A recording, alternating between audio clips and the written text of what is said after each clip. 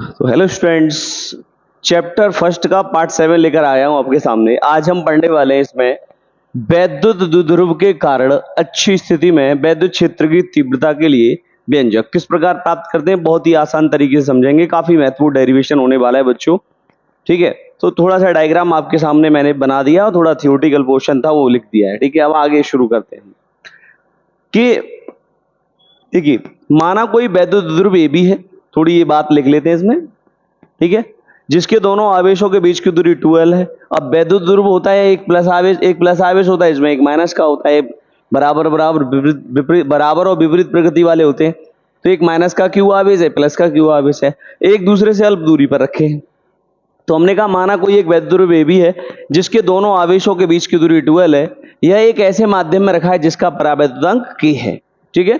तब इसके मध्यबिंदु O से r दूरी पर निरक्षीय स्थिति में, निरक्षीय स्थिति या तो नीचे की तरफ या ऊपर की तरफ ऐसे होती है, और ऐसे इस पर होती है वो अच्छी स्थिति होती है। तो निरक्षीय स्थिति में स्थित बिंदु P पर हमें वैद्युत क्षेत्र की तीव्रता की गणना करनी है यहां पर, ठीक है। तब हम क्या करेंगे बच्चों, निरक्षीय स्थिति में वैद्युत क्षेत्र की तीव्रता की गणना करनी है। अब देखो बेटा, यहां पर वैद्युत क्षेत्र की तीव्रता की गणना करने के लिए आपको यहाँ प्लस क्यू आवेश से यहां तक की दूरी पता होनी चाहिए और माइनस क्यू आवेश से बिंदु P तक की दूरी पता होनी चाहिए। तो ये दूरी देखो यहां से निकाल लो, ये वाली ये कर्ण बन जाएगा और ये लंब और ये आधार, यानी ये वाला कर्ण, ये लंब और ये आधार। सेम इधर एक लंब, ये आधार और ये कर्ण, एक ही सेम ही बात है।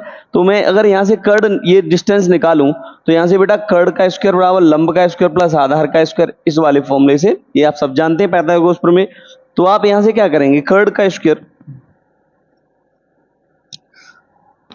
स्क्वायर बराबर लंब का स्क्वायर यानी r का स्क्वायर प्लस आधार है, यानी आधार कितना है, ये यहां से यहां तक की दूरी l है, यानी पूरी डिस्टेंस 2l को दो भागों में बांट लिया, यहां तक l यहां तक l 2l।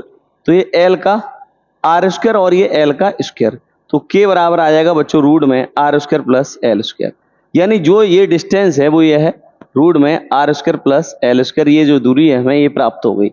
सेम दूरी ये हो जाएगी r square plus l square, ठीक है। तब यहां इस आवेश के कारण यहां तीव्रता निकाल सकते हैं और माइनस क्यू आवेश के कारण भी बिंदु P पर तीव्रता निकाल सकते हैं। तो देखिए, अच्छा देखो, तब प्लस क्यू आवेश से बिंदु P की दूरी, प्लस क्यू आवेश से बिंदु P की दूरी रूट में r square plus l square, और माइनस क्यू आवेश से बिंदु P की दूरी माइनस क्यू आवेश से बिंदु P की दूरी रूट में r square minus l square. ये हो गई डिस्टेंस यहां से, ठीक है। प्लस क्यू आवेश के कारण बिंदु P पर तीव्रता, तो हम यहां कर देते हैं यदि प्लस क्यू आवेश के कारण बिंदु P पर वैद्युत क्षेत्र की तीव्रता E1 हो, तब प्यारे बच्चों E1 अगर निकालेंगे तब E1 बराबर 1/4 पाई एप्सिलॉन नॉट के, और Q अपॉन बीच की दूरी क्या है, रूट में r square plus l square, इसका भी क्या हो जाएगा होल स्क्वायर। तो ये आगे बन जाएगा क्या, 1/4 पाई, नीचे लिख दे रहा हूं, E1 बराबर आ जाएगा 1/4 पाई एप्सिलॉन नॉट के और Q upon r square plus l square, और समीकरण बना दीजिए फर्स्ट, ठीक है। यहां तक कोई दिक्कत। अब ये हो गया E1 किसके कारण, प्लस क्यू आवेश के कारण, और E2 मान लीजिए माइनस क्यू आवेश के कारण वैद्युत क्षेत्र की तीव्रता E2 हो, तब E2 निकाल लो। तो हम यहां कह देते हैं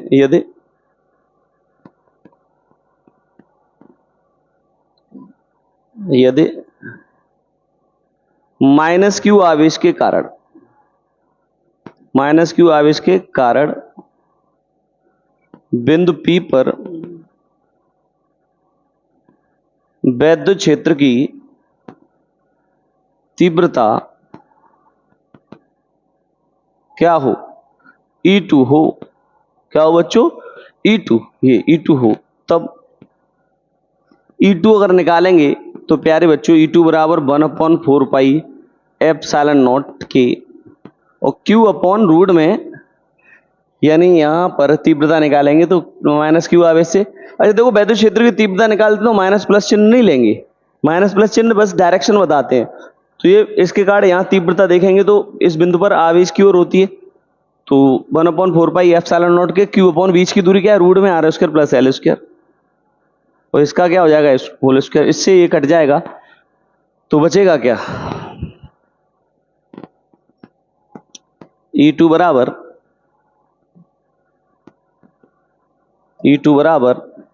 1/4 पाई एप्सिलॉन नॉट के और Q upon R square plus L square, ये समीकरण नंबर सेकंड हो जाएगा।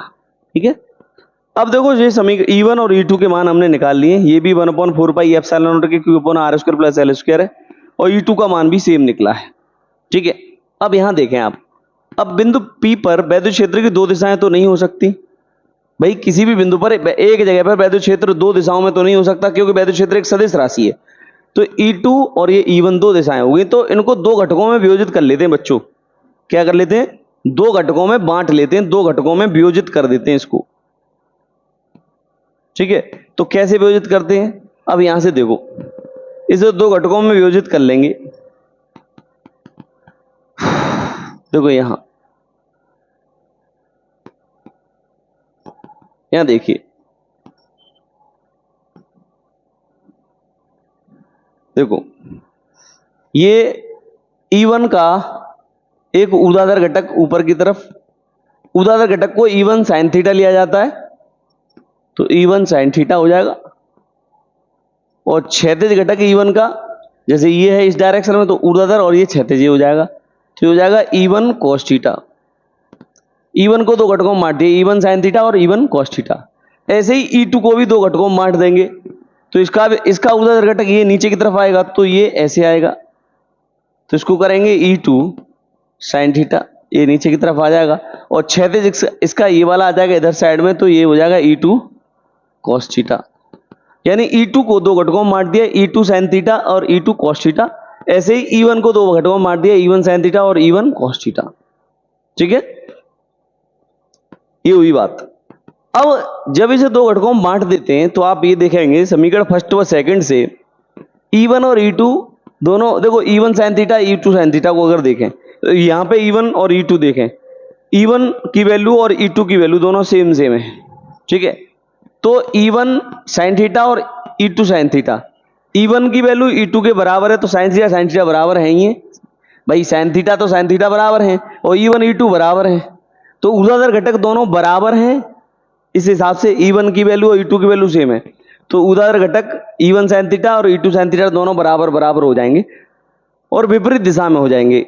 तो बराबर और विपरीत दिशा में होने के कारण एक दूसरे को क्या कर देंगे, निरस्त कर देंगे। ठीक है, तो हम बात करेंगे यहां पे कि अब E1 व E2 को या कहें बिंदु P पर ऊर्ध्वाधर घटक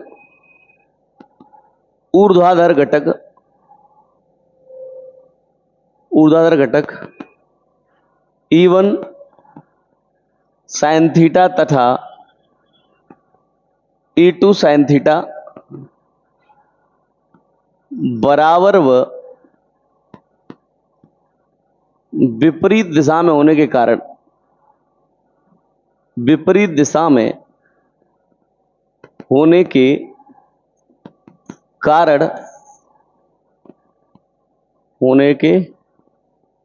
कारण एक दूसरे को निरस्त कर देंगे, होने के कारण एक दूसरे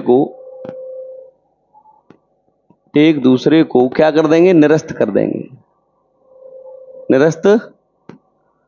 देंगे। समझ में आई बात। यहां से आपने देखा कि भाई E1 और E2 दोनों बराबर हैं, ठीक है, समीकरण फर्स्ट व सेकंड से। तो चाहो तो इस बात को यहां पे मेंशन कर देना कि भाई E1 E2 बराबर हैं, तो समीकरण फर्स्ट व सेकंड से आप लिख देंगे यहाँ, चूंकि समीकरण फर्स्ट व सेकंड से E1 बराबर E2 है, अतः ऊर्ध्वाधर घटक E1 sin थीटा, अतः ऊर्ध्वाधर घटक E1 sin थीटा और E2 cos theta, E1 sin theta और E2 cos थीटा बराबर और विपरीत दिशा में होने के कारण एक दूसरे को निरस्त कर देंगे। E1 sin थीटा और E2 और E1 दोनों बराबर हैं, sin थीटा बराबर, तो एक दूसरे को क्या कर देंगे, खत्म कर देंगे। जितना उधर है उतना इधर तीव्रता है, निरस्त कर देंगे। किंतु क्षैतिज घटक E1 cos थीटा तथा E2 cos थीटा बराबर व विपरीत दिशा में होने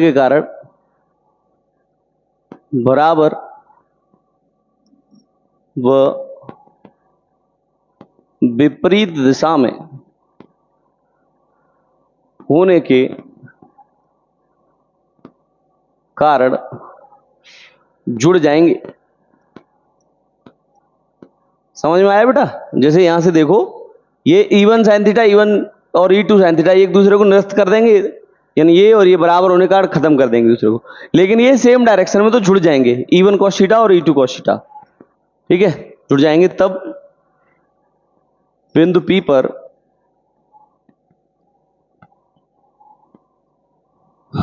परिणामी तीव्रता E बराबर, दोनों को जोड़ करके निकाली जाएगी, E1 cos theta plus E2 cos theta. E1 E2 के मान रख दो, वो समान है। समीकरण फर्स्ट व सेकंड से E1 व E2 के मान रखने पर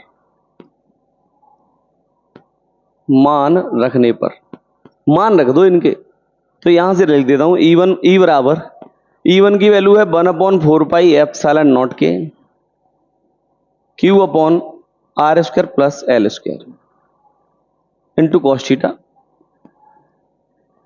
प्लस 1/4 पाई एप्सिलॉन नॉट के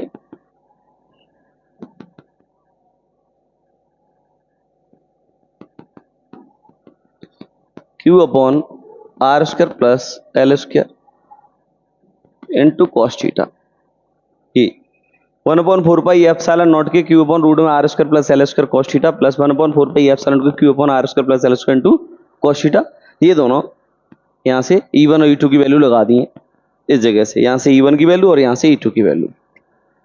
अब ये दोनों एक जैसे सेम है, तो जब दोनों जैसे x प्लस x होता तो 2x हो जाता, वैसे ही E बराबर 2 1/4 पाई एप्सिलॉन नॉट के और Q upon R square plus L square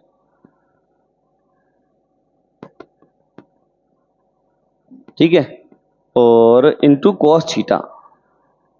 एक ही बात लिख दें कि 2 का यहां मल्टीप्लाई कर दिया, क्योंकि ये पूरा ये और ये दोनों सेम है, तो x और x 2x होता है, वैसे ही 2 और ये वैल्यू लिख दी हमने। अब यहां लफड़ा पड़ेगा इसका, cos थीटा का cos थीटा कहां से लेके आए, तो वो देखें कहां से लेके आते हैं, ध्यान दीजिए।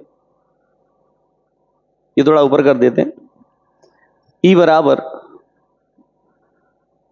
1/4 पाई एप्सिलॉन नॉट के 2Q upon R square plus L square into cos theta. अब चित्र से देखो, आप चित्र से, जो चित्र अभी पीछे बना है वहां चित्र से होता क्या है बेटा, लाल बटे कक्का होता है, तो cos थीटा निकालना है, तो साइन cos होता है आधार बटे कड़, तो यहां पे आधार देखो, आधार बटे कड़ देखो, आधार क्या है, ये L, और कड़ क्या है, रूट में R square plus L square, तो L अपॉन रूट में R स्क्वायर प्लस आधार बटे कड़, तो आधार ये हो गया, कड़ ये हो गया, तो यहां से देखेंगे तो cos थीटा बराबर आधार बटे कड़, आधार क्या है L और कड़ क्या है, रूट में R square plus L square, तो ये वाली वैल्यू यहां पुट कर देंगे। तो यहां से देख लो, नाउ E बराबर 1/4 पाई एप्सिलॉन नॉट के 2Q upon R square plus L square into cos theta की जगह पे क्या, L अपॉन रूट में R square plus L square, L upon root में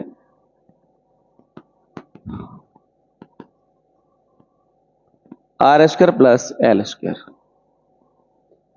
तो यहां ई बराबर 1/4 पाई एप्सिलॉन नॉट के, और Q इंटू 2L किसके बराबर होता है? P के।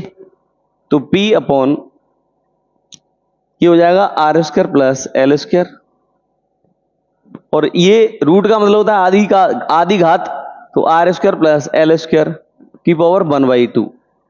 तो ये घात 1 है और ये आधी घात है, तो एक घात और आधी घात 1.5 घात यानी 3/2 है ना, ये एक घात है और ये आधी घात। तो यानी आप कह सकते हैं ई बराबर 1/4 पाई एप्सिलॉन नॉट के P अपॉन यानी R square plus L square की पावर एक घात और आधी घात, यानी कि इसके ऊपर एक घात प्लस, यानी 1 + 1/2, 2 एकम 2 1 3/2। तो ये डायरेक्ट लिख देता हूं 3/2। ठीक है। अब आप कह देंगे चूंकि L का मान R के सापेक्ष नगण्य है, यानी L बहुत ही छोटा है, तो आप लिख देंगे चूंकि L का मान R के सापेक्ष नगण्य है, अतः इसे छोड़ने पर,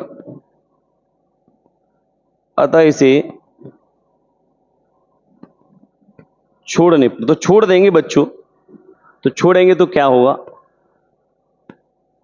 यहां हो जाएगा बच्चों E बराबर 1/4 पाई एप्सिलॉन नॉट के, E बराबर 1/4 पाई एप्सिलॉन नॉट के, और P अपॉन L ये छोड़ दिया यहां से, तो आर स्क्वायर की पावर हो जाएगी 3/2, 2 से 2 कट जाएगा, तो E बराबर आ जाएगा बच्चों 1/4 पाई एप्सिलॉन नॉट के। ठीक है, और P अपॉन R3। ये बच्चों आपको वैद्युत द्विध्रुव के कारण निरक्षीय स्थिति में वैद्युत क्षेत्र की तीव्रता का व्यंजक हो गया, और लास्ट डेरिवेशन इस चैप्टर का बचा हुआ है, वो हम नेक्स्ट वीडियो में खत्म करेंगे। इस प्रकार से आपका पूरा चैप्टर खत्म हो जाएगा, फिर नेक्स्ट चैप्टर शुरू करेंगे। अगर कहीं पे भी किसी भी टॉपिक को लेकर आपको कोई प्रॉब्लम है तो कमेंट करके हमें बताइए। Thanks for watching.